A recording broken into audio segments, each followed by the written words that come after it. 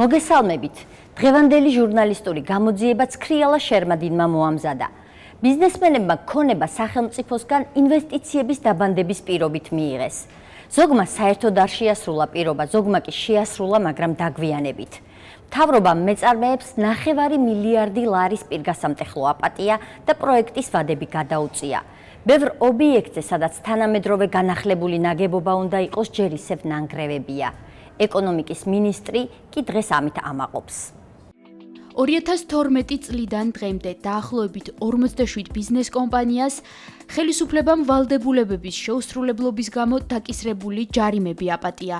ნაპატიები თანხა 9 მილიარდ დოლარს აღემატება. ვინ არიან ის ბიზნესმენები, ვისაც სახელმწიფომ სოლიდური თანხა აპატია და რა სარგებელი ნახა ამით ქართულმა ეკონომიკამ.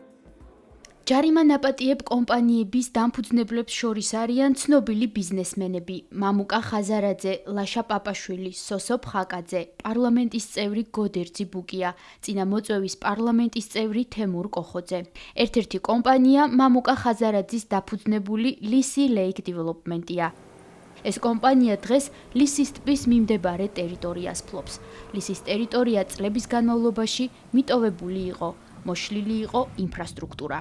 2007 წლის მაისში სახელმწიფომ ლისის ტბის მიმდებარე 354 ჰექტარი მიწა აუქციონზე გასაყიდად გაიტანა. რეკორდული თანხა და ყველაზე დიდი ინვესტიცია ქართული კომპანიის მხრიდან. აუქციონში მონაწილეობა მამუკა ხაზარაძემ და 3 უცხოურმა კომპანიამ მიიღო. ქონების საწყისი ფასი 26.500.000 დოლარი იყო. გადამწყვეტი ბრძოლა მამუკა ხაზარაძესა და ებრაელ ბიზნესმენს ოფერ ნიმროდს შორის გაიმართა. 100 მილიონი. ებრაელი ბიზნესმენი მზად იყო ქონებაში 180 მილიონი დოლარი გადაეხადა, თუმცა აუქციონში მამუკა ხაზარაძის კომპანიამ ლისი 2007-მა გაიმარჯვა. 82 მილიონი აშშ დოლარი გაყიდული.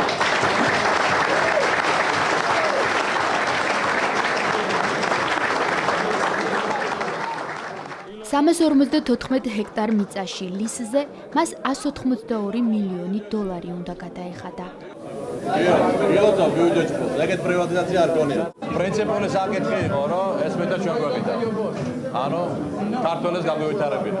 ეს საპირისპირო არაფერი არ მაქვს უცხოურ ინვესტიციაზე, მაგრამ ვფიქრობ, რომ ამ ხელა მიწა უნდა განევითარებინათ ქართველებს. აქამდე როგორ იყო საქართველოში ვიღაცა იაფად, სადღაც ვიღაცისგან სხვადასხვა მანქანებით, პირდაპირ ამ სიტყვის მნიშვნელობით დაითრევდა და მერე კვერცხივით დააჯდებოდა ამ მიწას და არაფერს არ აკეთებდა. დღევანდელ საქართველოში, როდესაც ადამიანი პატიოსან, სამართლიან ორთა ბრძოლაში გაიმარჯვებს და მაქსიმალურ ფასს გადაიხდის იმ მაჩის, ერთია რომ თვითონ ბიუჯეტისთვის ეს არის კარგი, იმიტომ რომ ბიუჯეტი შედის თანხა. ჩვენ ნამდვილად გვიღირდა ლისის ტბა 180 მილიონად, თუმცა ამჯერად გამარჯვება ქართულმა კომპანიამ მოიპოვა. 2007 წელს გამართული აუქციონის შედეგების თანახმად გამარჯვებულ კომპანიას საპრივატიზაციო თანხა 182 მილიონი დოლარი უნდა გადაეხადა და აუქციონის პირობების თანახმად ხელშეკრულების გაფორმებიდან 5 წლის ვადაში 30 მილიონი დოლარის ინვესტიცია განეხორციელებინა. გამარჯვებულ კომპანიას აუქციონის პირობების თანახმად ეტაპობრივად უნდა მოეწყო ლისზე დასასვენებელი ზონა, სპორტული მოედნები, ლისის ტბის წყალშევსება, დღეპარკის მშენებლობა, ასევე ეკოლოგიურად სუფთა სატრანსპორტო საბაგირო გზის ქალაქის სისტემასთან მიბმა. ეს ლისის ტბის საბაგირო სადგურია, რომელიც რამდენიმე ათეული წელია არ ფუნქციონირებს. მისი აღდგენა აუქციონის ერთ-ერთი პირობა იყო, თუმცა აუქციონის შედეგები ჩაიშალა და დელისი ლისის საბაგირო გზის აღდგენა მომავალში აღარც ინვესტორს დაევალა და მისი აღდგენა აღარც ქალაქის მერიამ ითავა. საბაგირო გზის აღდგენა აუქციონის ერთ-ერთი პირობა იყო. მამუკა ხაზარაძის კომპანიამ კი აუქციონში გამარჯვების შემდეგ ხელშეკრულება აღარ გააფორმა. მალევე გაირკვა, რომ კომპანიამ 182 მილიონის გადახდაზე უარი თქვა და აუქციონის შედეგებიც ჩაიშალა. აუქციონი დაიხურა 182 მილიონით 2007 წელში. აუქციონის შედეგების ჩაშლასთან დაკავშირებით მამუკა ხაზარაძის კომპანიის ლისი ლეიქ დეველოპმენტის მმართველმა ნოდარ ადეიშვილმა ისაუბრა. გამომდინარე იქიდან, რომ კომპანია და სახელმწიფო ვერ შეთანხმდა ერთ კონკრეტულ საკითხზე შეთანხმების ნაწილი წარმოადგენდა იმას, რომ კომპანიას სურდა და ითხოვდა, რომ 182 მილიონიდან 30 მილიონი სახელმწიფოს მიერ დახარჯულიყო კომუნიკაციებში. გამომდინარე აქედან ზუსტად რა უპრეცედენტო თანხა იყო, როგორც თქვენ თქვით, ეს 30 მილიონის ფარგლებში, რაც გითხარით, რომ ინფრასტრუქტურის განვითარებაში უნდა ჩადებულიყო, ზუსტად ეს იყო ის ნაწილი, რადგანაც კომპანია და სახელმწიფო იმ მომენტში ვერ შეთანხმდა. ანუ კომპანიას არ უღირდა ამხელა თანხის გადახდა ამ ტერიტორიაზე, იმ აუქციონის მერე? თქვენ გაგეცით პასუხი. აუქციონის შედეგის ჩაშლასთან დაკავშირებით კითხვა მამუკა ხაზარაძესაც დაუსვით, თუმცა მისი კომპანიის დირექტორისგან განსხვავებით, მან აუქციონის შედეგის ჩაშლა უარყო. რატომ არ გაფორმდა ხელშეკრულება თუ შეგიძლიათ ესეც? როგორ არ გაფორმდა პირველი ნაწილი გადავიხადეთ, რევს ლაპარაკობთ. პირველი ნაწილი გადავიხადეთ 45 მილიონი დოლარი იმ წუთში. ეს აუქციონი თუ ჩვენ გამოთხოვით ეკონომიკის სამინისტროდან და მხოლოდ 2 მილიონი ნახევარია რას გადახდილი. ლაპარაკობთ? აუქციონი არ შეშლა, ჩვენ გავაფორმეთ ხელშეკრულება სახელმწიფოსთან და ვიხიდეთ 45 მილიონი. გადავიხადეთ მთლიანობაში 100 მილიონ დოლარზე მეტი გადავიხადეთ. როიცოდეთ რა. აუქციონის თანხა ხო იყო 182 მილიონი დოლარი? შარზე ხართ ხო თქვენ რა. რა რისი მიღწევა გინდათ მითხარი და პირდაპირ გეტყვით. რა გაინტერესებს? ხო გაგვცი ციფრები. კი გვაქვს ჩვენ. შო მაგითი ხელმძღვანელეთ რა. აუქციონის ჩაშლას ადასტურებს ეკონომიკის სამინისტრო. აუქციონის შედეგები ძალადაკარგულად გამოცხადდა წერია ეკონომიკის სამინისტროს მიერ ჩვენთვის გამოგზავნილ წერილში. აუქციონის ჩაშლას ისიც ადასტურებს, რომ bez თანხა 2 მილიონ 650,000 დოლარი კომპანიას უკან აღარ დაუბრუნდა. თუმცა ჩვენს მიერ მოპოვებული დოკუმენტებიდან ირკვევა, რომ მამუკა ხაზარაძეს ლისის ტბის მიმდებარე ტერიტორიის შეძენის სურვილი არ დაუკარგავს. მოგვიანებით 2008 და 2010 წლებში ბიზნესმენ მამუკა ხაზარაძესთან დაკავშირებულმა კომპანიებმა იგივე ტერიტორია პრეზიდენტ სააკაშვილის ბრძანებით პირდაპირ მიყიდვის წესით 182-ის ნაცვლად 55 მილიონად იყიდა. აუქციონის შედეგების ჩაშლიდან 6 თვეში იგივე ქონების ნაწილი 100 ჰექტარი მამუკა ხაზარაძესთან დაკავშირებულმა კომპანიამ შპს Property Development Holding-მა 45 მილიონ დოლარად შეიძინა. კომპანიის 100%-ის ფლობელი ირაკლი კილაურიძეა. ირაკლი კილაურიძე GRDC ჯგუფის ხელმძღვანელი იყო, ხოლო მისი დამფუძნებელი მამუკა ხაზარაძეა. ამ ნაკვეთზე კომპანიას 4 წლის ვადაში 20 მილიონის ინვესტიცია უნდა განეხორციელებინა. ქონების მრავალფუნქციური, მათ შორის საცხოვრებელი განაშენიანების მიზნით. თუმცა კომპანია მოგვიანებით ვადები 2016 წლის მაისამდე გადაავადა და იქ დღემდე არანაირი ინვესტიცია არ განხორციელებულა. დანარჩენი 203 ჰექტარი კი ლისი ლეიქ დეველოპმენტმა 2010 წელს 9 მილიონ ნახევარ დოლარად იყიდა. ორივე მიწის ფართი 127 მილიონით იაფად შეიძინა, ვიდრე აუქციონით უნდა გადაეხადა. ახალ ხელშეკრულებებში აღარაა პირობები ტბის წყლით შევსებაზე, ტყე-პარკის მშენებლობაზე, საბაგირო გზის აღდგენასა და ქალაქის სატრანსპორტო სისტემასთან მიბმაზე. კომპანიებმა მხოლოდ მრავალფუნქციური სახლების მშენებლობის ვალდებულებები აიღეს. მამუკა ხაზარაძე იგივე ტერიტორიის აუქციონის ფასთან შედარებით 127 მილიონით იაფად შეძენის ფაქტიც უარყო. თქვენი ციფრები გავთ, ჩვენ ციფრები. რა გინდათ ახლა თქვენ რაში გაინტერესებთ, რამდენად შეიძლება ჩაიხეთ ყველა ციფრები და ჩაიხიდეთ და ეს არის რა. საბოლოოდ ჩვენს მიერ მოპოვებული ოფიციალური დოკუმენტებიდან ჩანს, რომ ქონების 127 მილიონით იაფად ყიდვის შემდეგ მამუკა ხაზარაძის კომპანია პირგასამტეხლო ნაპატიები კომპანიების სიაში მოხვდა. საქართველოს მთავრობამ კი 2014 წელს მას ეს ჯარიმა აპატია, თუმცა კომპანიის დირექტორი და დამფუძნებელი თანხის პატიებას უარყოფენ. მე ვფიქრობ ეს რაღაცა მექანიკური ხარვეზი უნდა ყოფილიყო გამომდინარე იქიდან, რომ ჩვენ კომპანიას პირგასამტეხლო იმისთვის, რომ ვალდებულება არ შეუსრულებია, ეგეთი რამე არ დამდგარა. თქვენ ხო ხართ ეს ლისი ლეიქ დეველოპმენტი?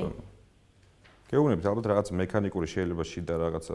ანუ არც დაგკისრებიათ და არც უნდა დაგკისრებოდა ეგრე გეტყვით. ორჯერმა გამოთხოვილი და ორივე წერილში არის ეს. მე მგონი ნათლად შეგიძლიათ მაშინ იკითხოთ სახელმწიფოს რისთვის იყო და თუ იყო და დასამალე არც ერთ ხარეს არ აქვს. დოკუმენტი, რომელიც მამუკა ხაზარაძეს ვაჩვენეთ პრემიერ-მინისტრის განკარგულებაა, რითაც თანხა ეპატია. თუმცა დოკუმენტში ნაპატიები თანხის ზუსტი ოდენობა მითითებული არაა. ნაპატიები თანხის ოდენობა არც ეკონომიკის სამინისტრომ გაგვიმხილა. რა პირგასამტეხლოზეა საუბარი? აი ეს არის პრემიერის განკარგულება. სადაც წერია, რომ ლისი ლეიქ დეველოპმენტისთვის მუხლის შესაბამისად დაკისრებული პირგასამტეხლოს გადახდის ვალდებულებისგან გათავისუფლდეს აგერწერია ლიზნედენი საქმეების ხელშესაწყობად რიგი ღონისძიებების განხორციელების თაობად. გვაინტერესებს ანუ რა ვალდებულებების და კონკრეტულად რა თანხა გეპატიათ და რა ვალდებულებების შეუსრულებლობისთვის. ციფრი არ მახსოვს, მაგრამ $100 მილიონზე მეტი გავაკეთეთ ინვესტირება და რომელ იმაზეა ლაპარაკი არ მახსოვს.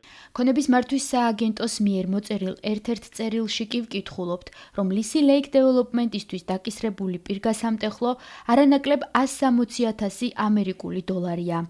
Lisi Lake Development-დან მოწოდებული დოკუმენტაციიდან კი ჩანს, რომ ისინი ვალდებულებებს ვადაში ვერ ასრულებდნენ და პრეზიდენტ სააკაშვილს ვადის გაგრძელების თხოვნით მიმართეს. კომპანიას ვალდებულებების შესრულების ვადა 2013 წლის 24 ივნისს ეწურებოდა. გადავადებაზე ბრძანება პრეზიდენტმა 2 ივლისს გამოსცა. სავარაუდოდ ჯარიმის დაკისრებაც ამას უკავშირდება. როგორც მოგვიანებით მხარემ ჩვენთან განაცხადა, ეს თანხა დაახლოებით $10,000 შეადგენს. კიდევ ერთი ქონება, რომელიც მამუკა ხაზარაძეს პირდაპირ მიყიდვის წესით 2009 წელს პრეზიდენტმა სააკაშვილმა გადასცა, მცხეთის რაიონში სოფელ ქსოვრისა და მუხრანში 180 ჰექტარია. ეს ქონება მან $500,000 იყიდა. ხელშეკრულების თანახმად, მამუკა ხაზარაძეს მუხრან ბატონის სასახლის რესტავრაციისთვის და წეროვანში დევნილების დასახლებაში სკოლის ასაშენებლად $2 მილიონი ინვესტიცია უნდა განეხორციელებინა. შატო მუხრანში მუხრან ბატონის სასახლის რესტავრაცია განსაზღვრულ ვადაში ვერ განხორციელდა. ვალდებულების დროში შეუსრულებლობისთვის მამუკა ხაზარაძე $507,000 დაჯარიმდა. თუმცა მთავრობის გადაწყვეტილებით ფიზიკურ პირს მამუკა ხაზარაძეს დაკისრებული პირგასამტეხლო $9 მილიონი ეპატია. კომპანიებისთვის ნაპატიები თანხების შესახებ ეკონომიკის სამინისტრომ ვიდეო ინტერვიუზე უარი გვითხრა. მათ მხოლოდ წერილობით გვიპასუხეს. შატო მუხრანსა და ფიზიკურ პირს მამუკა ხაზარაძეს ვალდებულებების ვადაგადაცილებით შესრულების გამო დაკისრებული პირგასამტეხლო ეპატია. დამატებით $250,000 ინვესტიციის განხორციელების პირობით. შატო მუხრანის წარმომადგენელმა მოგწერა, რომ დაკისრებულ ჯარიმასთან დაკავშირებით კომპანიასა და სამინისტროს შორის არსებობდა აზრთა სხვადასხვაობა და დაჯარიმებას იმით ხსნიან, რომ სამშენებლო სამუშაოების დასრულების დადასტურება შესაბამისი სახელმწიფო ორგანოების მიერ დაგვიანებით მოხდა. ახალმა ხელისუფლებამ ჯარიმები ნაწილობრივ და სრულად სხვა კომპანიებსაც აპატია. 47 კომპანიიდან ერთ-ერთი, რომელსაც 2013 წელს $12 მილიონი აპატიეს, მოვად საქართველოა. მოვად საქართველომ 2007 წელს პრეზიდენტის განკარგულებით პირდაპირ მიყიდვის წესით თბილისის უნივერმაღის შენობა შეიძინა. ეკონომიკის სამინისტრო ამბობს, რომ ამ შემთხვევაშიც სახელმწიფო ქონების გასხვისების შესახებ ხელშეკრულება კონფიდენციალურია. ახალგაზრდა იურისტთა ასოციაციის იურისტი სულხან სალაძე ამბობს, რომ სახელმწიფო ქონების გასხვისების და ჯარიმების პატიების შესახებ ინფორმაციის გასაიდუმლოება მიუღებელია. ჩვენ არ ვიცით, ვინ რა დამსახურების გამო მიიღო პატიება, ან ვის რის გამო ეთქვა კიდევ უარი. ეს რა თქმა უნდა აჩენს ეჭვებს. უფრო მეტიც ის, რომ კონტრაქტების აბსოლუტურ უმრავლესობაში პირდაპირ შავი თეთრზე წერია, რომ კონტრაქტები წარმოადგენს საიდუმლოს და მხარეები ღებულობენ ვალდებულებას, რომ არ გაახმაურებენ კონტრაქტების პირობებს. ესეც მიუღებელია, რა თქმა უნდა, ვინაიდან საუბარია სახელმწიფო ქონების გასხვისებაზე და ჩვენ გვაქვს სრული უფლება ვიცოდეთ რა ფასად, რა ვალდებულების საპირწონედ გასცა სახელმწიფომ ჩვენ საკუთრებაში არსებული ქონება კონკრეტულ ინვესტორებს. მით უმეტეს ეს საკითხი აქტუალური ხდება იმ პირობებში, როდესაც რეალურად ჩვენ ხედავთ, რომ კომპანიების მნიშვნელოვანი ნაწილი უბრალოდ არ ასრულებს აღებულ ვალდებულებებს და არ ვიცით ეს ობიექტური განმეორებით არის გამოწვეული თუ სუბიექტური ფაქტორებით. 2015 წლის აპრილში ყოფილი უნივერმაღის შენობა თანაინვესტირების ფონდმა შეიძინა, რომელიც 2013 წლის ბოლოს ბიძინა ივანიშვილმა დააფუძნა. კიდევ ერთი კომპანია, რომელიც სიაშია და ჯარიმა $49 მილიონი $605,000 აქვს დაკისრებული შპს ჯორჯიან პროფერტია. აღნიშნულმა კომპანიამ კოსტავას ქუჩაზე ყოფილი სოფლის მეურნეობის სამინისტროს შენობა იყიდა, სადაც 5 ვარსკვლავიანი სასტუმრო უნდა მოეწყო და $35 მილიონი ინვესტიცია უნდა განეხორციელებინა. პირველად კომპანიას ეკონომიკის სამინისტრომ ვადა 2009 წელს, 2010 წლის ბოლომდე გადაუვადა. ამის შესახებ სააგენტო ინტერპრეს ნიუსი წერდა. ამ გადავადების შემდეგ 5 წელი გავიდა. ქონებას დღეს ისევ იგივე კომპანია ფლობს, თუმცა მის სამართზე, რომელიც დოკუმენტებშია მითითებული, ამ კომპანიის ოფისი არ არის. ვეცებ კომპანიას ინგოროყვას 8 ნომერშია მის სამართი, Georgian Properties. სხვა ბიცეცები უნდა კომპანიის ოფისი საქართველოში ვერც ქონების მართვის სააგენტო მიაგნო. თბილისის ადრესატებმა დაგვიბრუნეს წერილები უკან და არ მოგცეს პასუხი თუ როგორ დაბრუნდა, რას ნიშნავს? პოსტამ დაგვიბრუნა უკან, უბრალოდ არ მახსოვს რა მიზეზით იყო დაბრუნებული. არ ჩაბარდა. კიდევ ერთი პირი, ვისაც დაახლოებით მილიონი ლარი პირგასამტეხლო დაეკისრა, ბიზნესმენი ლაშა პაპაშვილია. მან დაბა აბასთუმანში 2009 წლის დეკემბერში სიმბოლურ ფასად 1000 ლარად პირდაპირი მიყიდვის ფორმით სანატორიუმი აღობილი იყიდა. 4 წელიწადში მას ამ ტერიტორიაზე სასტუმრო უნდა მოეწყო და 7 მილიონის ინვესტიცია განეხორციელებინა. ასევე უნდა დაესაქმებინა არანაკლებ 10 ადამიანი 3 წლის ვადით. ხელშეკრულების თანახმად 2014 წელში აქ მოქმედი სასტუმრო უნდა ყოფილიყო, თუმცა აბასთუმანში ჩასულებს სანატორიუმის შენობა დანგრეული დაგვხვდა. დაახლოებით 30 წლის წინ იყო მოქმედი და აბსოლუტურად ამორტიზებულია ყველა ინფრასტრუქტურა იქ. რა ვალდებულებები თქვენ აიღეთ? ანუ მაშინ ეს პრობლემები არ იყო თქვენთვის ცნობილი? ასეთ კატასტროფულ მდგომარეობაში თუ იყო ვერ ვიფიქრებ. და ეხლა რაღაც ნიშნები გამოჩნდა რომ სახელმწიფო დაიწყებს ალმომარაგება, კანალიზაცია, რა თავისი ვალდებული ინფრასტრუქტურის ნაწილი რო გააკეთეს. ვალდებულებებს რომ ვერ ასრულებდით მითითებულ დროში. მე დაგეკისრათ ეს პირგასამტეხლო. კითხვის შემდეგ გავარკვიე რომ 627,000 ლარი არის თუ 625,000 ლარი არის ჩვენთვის დაკისრებული და არავის არ უპატიებია ეგ ჩემთვის. მე გადამივადეს ინვესტიციის ვადა და თუ არ შევასრულე ეს 625 ისევ მოსატანი იქნება. 2014 წელს ლაშა პაპაშვილმა ქონების მართვის სააგენტოს მაშინდელ ხელმძღვანელს დიმიტრი ქუმსიშვილს მიწერა და ვალდებულებების შესრულების ვადის გადაწევა ითხოვა. ახლა რატომ არ მიმდინარეობს მშენებლობა? ეხლა მიმდინარეობს მშენებლობა, აგურების დალაგება ერთმანეთზე არ არის მოგახსენებათ. თუ არ მოგახსენებთ. ხო, ანუ რა ეტაპზეა მაშინ რომ ამბობთ, იმიტომ რომ ჩვენ ვიყავით იქ და არ ხდება და რა ხდება მაშინ თქვენ რო აფეცნათ ამ დირექტორს. ჩვენ ჯერ კიდევ მაშინ რიგის სამუშაოები უკვე გავწიეთ და ახლობით წარმოადგენთ კიდევაც ეკონომიკის სამინისტროში $9,000,000 სამუშაოები გავწიეთ. ლაშა პაპაშვილი ფლობს ასევე აბასთუმნის აბანოს. შენობა ისტორიული ძეგლის სტატუსს ატარებს. აბანო წლებია არ ფუნქციონირებს. ვითომ უნდა გაეკეთათ 8 წელია ხელს არ კიდევენ არავინ. და აბასთუმანი ერთი მაგის იმედი ქონა თუ აბანო იყო ისიც აღარ აქვს. მარტო დარჩა ჰაერი, სუფთა ჰაერი და всё.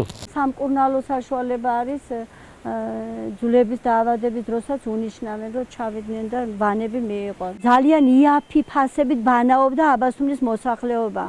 ხო მუშაობდა კი 50 თეთრად ბანაობდა ადამიანი და ნამდვილად გაიყიდა, აუქციონებზე გაიყიდა, კაპიკებში გაიყიდა, მაგრამ არ ფუნქციონირებს, არ აკეთებენ და როგორც კაპიტალ დაბანდება შეინახეს მყიდველებმა. არაფერი არ კეთდება. ეს აბასთუმანი ბევრ შემოსავალს შემოუტანდა საქართველოს ბიუჯეტს.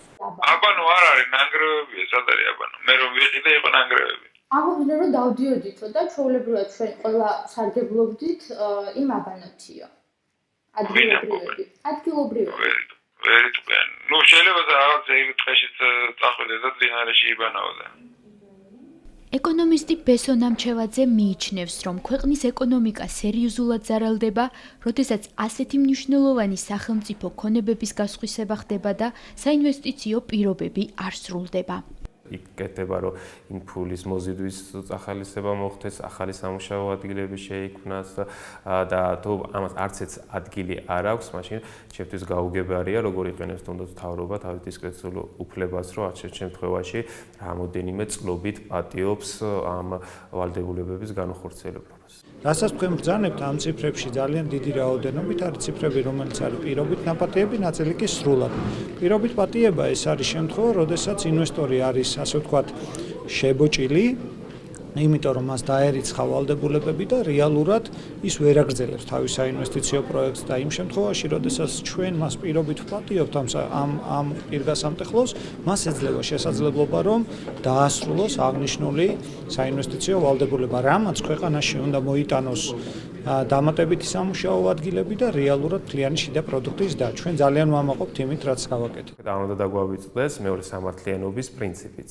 ხო, იმიტომ რომ თუ სამართლიანობის პრინციპი დაირღვა ქვეყანაში, რაც არ უნდა ხელსაყრელი პირობების შეთავაზოს შემდეგ ინვესტორს, მაინც საბოლოო ჯამში, ჩემი აზრით, უარყოფით შედეგს მივიღებთ. ეს ორივე ერთად მუშაობს, ხელსაყრელი ბიზნეს გარემო და სამართლიანობა ორივე დაცული უნდა იყოს ქვეყანაში და ესეთი პრეცედენტები, რომ ვიღაცას ეპატია, ვიღაცას არ ეპატია, რაღაც ვალდებულება აიღო და უფრო დიდ დროში შეასრულა, ან უფრო ნაკლები თანხა ჩადო, ეს არ მოდის სამართლიანობასთან შესაბამისობაში. ვისორი ჯგუფის შვილობილ კომპანიებს შპს ველაჯიო და ველაჯიო დეველოპმენტს პირობით 2.090.499 ლარი პირგასამტეხლო ეპატია 2010 წელს გაფორმებული ხელშეკრულების პირობების შეუსრულებლობისთვის. თვითონ ეს ციფრი სწორი არის, თუმცა ვისლო ჯგუფი ყოველწლიურად 10 მილიონ დოლარის ინვესტიციას აკეთებს ქვეყანაში, ჩვენ 5000 კაცზე მეტი ადამიანი იყოს დასაქმებული და ბუნებრივია გარკვეული პროექტი შეიძლება რაღაცა ვადით გადავალდეს. აქ არ არის მარტო სუბიექტური პრობლემები, ზედაჩი ობიექტური გარემოებიდან გამომდინარე და როგორც ერთ-ერთ ბიზნესმენს მიხარია, რომ ყოველთვის სახელმწიფოს ესმის ჩვენი და ის ითვალისწინებს ჩვენ მოთხოვნებს, იმიტომ რომ ჩვენ საერთოდ საქმეს ვაკეთებთ საბოლოო ჯამში. ასევე 2.387.000 დოლარი პირგასამტეხლო ეპატია კომპანიას სანატორიუმის სასტუმრო ოაზისი, რომელიც პარლამენტის წევრის გოდერძი ბუკიას ბიზნესი იყო. 2.254.000 ლარი ეპატია შპს საირმის განვითარების კომპანიას, რომლის მეპატრონე ყოფილი პარლამენტარი თემურ კოხოძეა. 428 მილიონი დოლარი ეპატია კომპანიას Black Sea Industry. როგორც დოკუმენტებიდან ირკვევა, პირგასამტეხლოს პატიების სანაცვლოდ სოკარი გაზმა 250.000 აბონენტის გაზიფიცირება უნდა მოახდინოს.